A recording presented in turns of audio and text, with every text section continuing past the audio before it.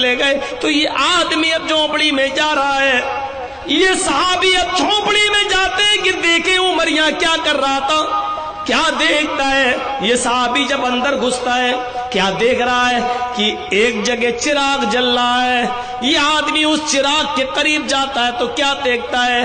ایک بوڑھی عورت چٹائی پر بیٹھی ہوئی ہے، پیروں سے لنگڑی ہے، ہاتھوں سے کوڑی ہے، منہ میں دانت نہیں ہے، اندھی لنگڑی لولی اپاہج عورت، بوڑھی عورت بیٹھی ہوئی ہے. یہ آدمی یہ صحابی اس عورت کے پاس بیٹھ گئے اور کہنے لگے کہ ماں، یہ آدمی تمہارے پاس جو ابھی آیا تھا اور یہاں سے گیا، رات کے اندھیرے میں میں اسے پہچان نہیں پایا، یہ کون تھا؟ امیر المومنین کیسا ہونا چاہیے؟ مولوی جرجیز کی یہ تقریر سناؤ نتیش کو، مولوی جرجیز کا یہ واقعہ پہنچاؤ یوگی کو، مولوی جرجیز کا زبان سے نکلنے والا یہ قصہ حضرت عمر فاروق کا یہ واقعہ سناؤ اس دیش کے سرووچ پد پر براجمان مودی جی کو. کیسا ہونا چاہیے؟ یہ ابھی آیا تھا چلا گیا، رات کے اندھیرے میں میں نے اسے پہچانا نہیں، ماں یہ کون تھا؟ جانتے ہیں عمر تھا، لیکن پوچھ رہے ہیں میں نے رات کے اندھیرے میں جانتا نہیں کون، تم بتاؤ کون تھا ماں؟ بیٹا میں کیا جانوں کون تھا؟ آہا، ماں کا جواب دیکھو بڑھیا گا، بیٹا میں کیا جانوں کون تھا؟ وہ تو آتا اور کہتا ہے میں تیرا بیٹا ہوں بس. میں نے اس سے نام پوچھا، کہتا ہے نام جان کر کیا کرے گی ماں؟ کیا تیرے لیے تیرا بیٹا ہونا یہ کافی نہیں ہے؟ اچھا ماں نام نہیں بتاتا؟ نہیں. او پھر یہاں کیوں آتا ہے؟ آتا ہے کچھ کام سے. ارے ماں تجھ بڑھیا سے اس کو کیا کام ہے؟ کب سے آ رہا ہے؟ اس بڑھیا نے کہا اس کو تو 4 سال ہو گئے ہیں، یہاں برابر آ رہا ہے، اسی ٹائم آتا ہے. دن میں کہتا ہے کہ میں باہر مزدوری کرتا ہوں. اچھا 4 سال سے آ رہا ہے. ہاں ماں لیکن وہ تمہارے پاس آ کر کیا کرتا ہے؟ تم تو آنکھوں سے اندھی ہو، ہاتھوں سے لولی ہو، کوڑی ہو، پیروں سے لنگڑی ہو، اٹھنے بیٹھنے چلنے پھرنے کی طاقت نہیں ہے، پھر وہ آدمی تمہارے پاس کیوں آتا ہے؟ جواب دیا بیٹے اسی لیے تو آتا ہے کہ میں کھانا نہیں بنا پاتی، وہ یہاں آتا ہے تو پہلے اپنے ہاتھ سے گرم گرم کھانا تیار کرتا ہے. بیٹے میرے منہ میں دانت نہیں ہے، وہ اپنے منہ سے چباتا ہے، پھر میرے منہ میں لقمہ ڈال دیتا ہے اور مجھے پیٹ بھر کے کھلاتا ہے. میرے بیٹے پھر وہ میرے کپڑے اتارتا ہے، پھر مجھے دوسرے کپڑے پہناتا ہے اور میرے گندے کپڑوں کو اپنے ہاتھ سے دھو کر یہیں پر سوکھنے کے لیے ڈال دیتا ہے. میرے بیٹے میں اٹھنے کے لائق نہیں ہوں، اسی چٹائی پر غلاظت اور گندگی پیشاب و پائخانہ کر لیتی ہوں. یہ آدمی جو آتا ہے وہ میری چٹائی کو پیشاب اور پائخانے سے دھلتا ہے، صاف کرتا ہے، اپنے ہاتھ سے میری گندگی کو صاف کرتا ہے اور مجھے اچھے کپڑے پہناتا ہے. بیٹے وہ میری خدمت کے لیے آتا ہے. یہ صحابی جن کا نام طفیل دوسی ہے نظریں آسمان پہ ڈالتے ہیں اور کہتے ہیں اللہ تو مجھے معاف کر دینا. عمر کے بارے میں میرے دل میں کیسے کیسے خیالات اڑ رہے تھے، عمر کے بارے میں میرے دل میں کیسی کیسی ہوک اڑ رہی تھی. اے اللہ عمر تو خدمت گزار نکلے بوڑھی عورت کے، اور وہ بھی ایسی نیکی کر رہے ہیں جو کسی کو بتا نہیں رہے ہیں، کسی کو ظاہر نہیں کر رہے ہیں. ماں جانتی ہو یہ 4 سال سے جو تمہارے پاس روزانہ آ رہا ہے، ہر رات آ رہا ہے، ڈیلی آ رہا ہے، یہ کون ہے؟ نہیں یہ امیر المومنین ہے، یہ عمر فاروق ہیں جو تمہارا پیشاب و پائخانہ صاف کرتے ہیں. بڑھیا نے کہا بیٹے عمر آتا ہے میرے پاس، امیر المومنین آتے ہیں؟ بڑھیا تعجب کر رہی. تو فیض دوسی نے گھر چھوڑا اور جلدی سے جانے لگے. عمر کا پیچھا کرنے لگے.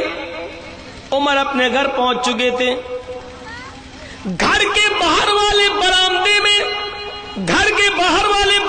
میں دعا کر رہے ہیں, نماز تہجد پڑھ چکے ہیں, فارغ ہیں, اپنے دونوں ہاتھوں کو آسمان کی طرف اٹھائے ہوئے ہیں, اور عمر یہ دعا کر رہے ہیں, ربنا اصرف عنا عذاب جہنم ان عذابها کان غراما. ربنا اصرف عنا عذاب جہنم ان عذابها کان غراما. اے اللہ ہم سے جہنم کا عذاب ہٹا لے, اے اللہ ہمیں جہنم کے عذاب سے بچا لے, قیامت کے دن جہنم میں ہمیں نہ ڈالنا. جہنم کا عذاب بڑا سخت اور چپٹنے والا ہے, بڑا سخت ہے. جیسے ہی حضرت عمر نے یہ دعا مانگ رہے تھے, پیچھے سے طفیل دوسی ان کی پیٹھ پر ہاتھ مارتے ہیں اور کہتے ہیں, رات میں بوڑھی عورت کی خدمت کرنے والا, رات میں بوڑھی عورت کے لیے گرم کھانا بنانے والا, اس کو کھلانے والا, اس کے کپڑے صاف کرنے والا, اس کا پیشاب و پائخانہ صاف کرنے والا. اے عمر, اگر ایسا شخص اگر جہنم میں چلا گیا تو پھر مجھے یہ بتاؤ کہ جنت میں پھر کون جائے گا؟ اگر ایسا آدمی بھی جہنم میں چلا گیا تو پھر جنتی کون ہے؟ حضرت عمر نے پیچھے مڑ کے دیکھا, نظریں آسمان پہ ڈالی, اے اللہ ایک کام وہ میں تیری رضامندی کے لیے اور تجھے خوش کرنے کے لیے کر رہا تھا. مجھ سے پہلے کے خطیب نے آپ کو بہت ہنسا دیا ہے چٹکلے لطیفے سنا کر, اب تھوڑا سا رو لیجئے میرے پیارے ساتھیو. اے اللہ آج میری نیکی معلوم ہو گئی, یہ کام میں صرف تجھے خوش کرنے کے لیے کر رہا تھا, لوگوں کو بتانا نہیں چاہتا تھا, سب سے چھپا کر رہا تھا. اے اللہ میں جانتا تھا اور تو جانتا تھا, میرے گھر میں میری بیوی بھی نہیں جانتی تھی, میرے بچے بھی نہیں جانتے تھے. اے اللہ آج میری نیکی ظاہر ہو گئی, آج میرا یہ کام پتہ چل گیا. اے اللہ اس کام پر کہیں میرے نیکی کو برباد مت کر دینا. اے اللہ میں نے جان بوجھ کر اپنی نیکی ظاہر نہیں کی ہے. اے اللہ میرے اس عمل کو دکھاوے میں مت لکھ لینا, میرے اس عمل کو ریا نمود میں نہ لکھ لینا, میرے اس عمل کو تو تکبر میں اور گھمنڈ میں نہیں لکھ لینا. ایک آج کا مسلمان ہے, یہ بہار کا آج کا مسلمان ہے جو مسجد کے لیے مدرسے کے لیے 10 روپے بھی دیتا ہے تو اعلان کرواتا ہے اور دکھاوے کی شکل اختیار کرتا ہے. ہم میں اور ان میں کتنا فرق تھا, وہ 10 روپے بھی آج ہم دیتے ہیں تو دکھاوے کا اعلان ہمارا دشمن دیکھتا ہے کہ دیکھیں جرجیس کتنا روپیہ دے رہا ہے, ہم نے 100 روپے مدرسے کو دیے, ہمارا دشمن دوسری طرف سے اٹھتا ہے وہ 150 دیتا ہے. آج جرجیس کو ہم بدنام کریں گے دوسرے کے سامنے, اس نے 100 دیے تو ہم 150 دیں گے. اس دکھاوے کے عمل نے مسلمانوں ہماری مسجدوں سے برکتیں ختم کر دی, ہمارے مدرسوں سے برکتیں ختم کر دی. آج ثناء اللہ امرتسری جیسی شخصیتیں پیدا نہیں ہو رہی ہیں, آج علی میاں ندوی جیسی شخصیتیں پیدا نہیں ہو رہی ہیں, ابن قیم اور ابن تیمیہ جیسی شخصیتیں آج مدرسوں سے نہیں نکل رہی ہیں. کچھ تو ہے دال میں کالا, نہ آج ہمارے مدارس اسلامیہ اس سے پاک ہیں اور نہ آج مسجدیں آج دکھاوے سے پاک ہیں. میرے بھائیوں ہم تصور کریں, پہلے مسجدیں کچی تھی تو نمازی بڑے پکے تھے, نمازی بڑے پختہ تھے, اور آج ساری دنیا ٹکٹکی لگائے ہوئے. کل بلکہ آج 10:30 بجے صبح 10:30 بجے سے لے کے 11 اور 12 بجے تک معاملہ کلیئر ہو جائے گا. آپ کو صبح 10:30 سے 12 بجے کے بیچ میں بابری مسجد اور رام جنم بھومی کا مسئلہ معلوم ہو جائے گا, یہ کلیئر ہو جائے گا. یہ فیصلہ ابھی کلیئر کر دیا گیا کہ ججمنٹ اب کل ہی آ رہا ہے, اور کل سے مراد آج یعنی 9 تاریخ کو. کتنا مسلمان آج وہ ہے بابری مسجد. میں تمہیں کتنی مسجدیں گناؤں, بابری مسجد کے لیے تم بڑے بے چین ہو. آؤ مولوی جرجیس نے ہندوستان کا چپا چپا گھوما ہے, آؤ میں تمہیں کتنی مسجدیں گناؤں, کتنی مسجدیں دکھاؤں. جو مسجد اہل حدیث کی تھی उसको दूसरे मसलक के लोगों ने तोड़ दिया जो दूसरे मसलक की हैसियत थी। कितनी मस्जिदें ऐसी हैं मैं तुम्हें दिखाऊं जो देवबंदी की थी, बरेलवियों ने तोड़ दिया। कितनी मस्जिदें ऐसी हैं मेरे भाइयों, अगर गिनना चाहोगे तो तुम्हारी डायरी भर जाएगी। इतनी मस्जिदें मुझे याद है। मुसलमान की मस्जिद को तोड़े, देवबंदी बरेलवी की मस्जिद को तोड़े तो सही है, बरेलवी देवबंदी की मस्जिद को तोड़े तो सही है, अहले हदीस की मस्जिद को देवबंदी तोड़े तो सही है, देवबंदी की मस्जिद पर अहले हदीस कब्जा कर ले तो सही है। ये सब सही है, लेकिन बाबरी मस्जिद का फैसला मुसलमानों के हक में आना चाहिए। ऐ मुसलमानों, अपने ज़मीरों को जरा तलाश करो, अपने गरीबानों में जरा झांक कर देखो। हमने ही तो मस्जिदों को बदनाम किया है, हम ही ने तो आपस में लड़कर, हमने ही तो एक दूसरे को उकसाया है। जब मुसलमान की मस्जिद को तोड़ देता है तो एक काफिर अगर हमारी मस्जिद को गिरा दे तो इसमें कौन सी बुराई नजर आ रही है? वो तो काफिर है, वो तो जाता ही नहीं है। हम अपने आप को पहले तलाश करें, हम अपने गरीबानों में झांक कर तो देखें। मौलवी जर्जीस को अक्ली कयास की बुनियाद पर, मुझे मालूम है कयास ही लगाया जा सकता है, उन कयासात की बुनियाद पर हमें मालूम है कि कहां जाएगा फैसला, किस तरफ जाएगा।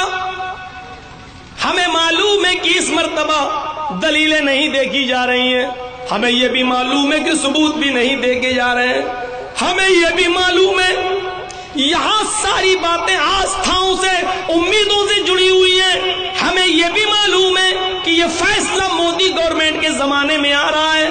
हमें यह भी मालूम है कि मोदी गवर्नमेंट के इशारे पर यह आनन फानन 40 दिन तक कंटिन्यू बहस चली है।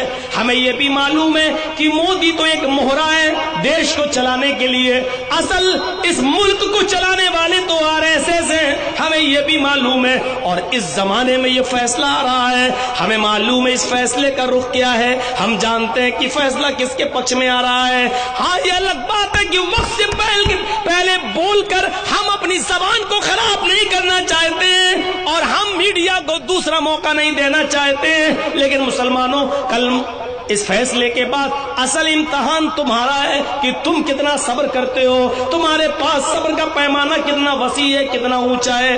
कल तुम्हें अपने सब्र का पैमाना दिखाना है। मेरे भाइयों, मुसलमानों से सब्र की अपील करना ये इस बात का इशारा है कि आपको हम ये बताना चाहते हैं कि फैसले का रुख किस तरह